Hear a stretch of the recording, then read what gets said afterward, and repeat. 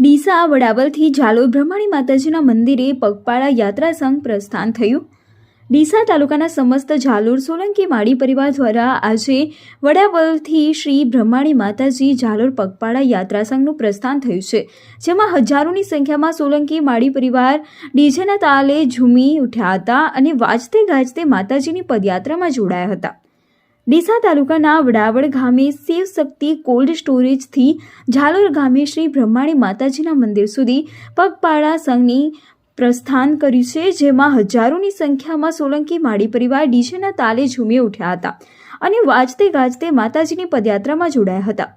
વડાવળથી નીકળી સંઘ સૌ પ્રથમ આખોલ 4 રસ્તા પાસે આવેલ કુળદેવી કોલ્ડ સ્ટોરેજ ખાતે રોકાઈને લોકોએ માતાજીની પ્રસાદ લઈ ધન્યતા અનુભવી હતી। આ સંઘમાં 200 થી 250 પગપાળા યાત્રિકો ડીસાથી ઝાલોર પગપાળા સંઘમાં જોડાયા છે।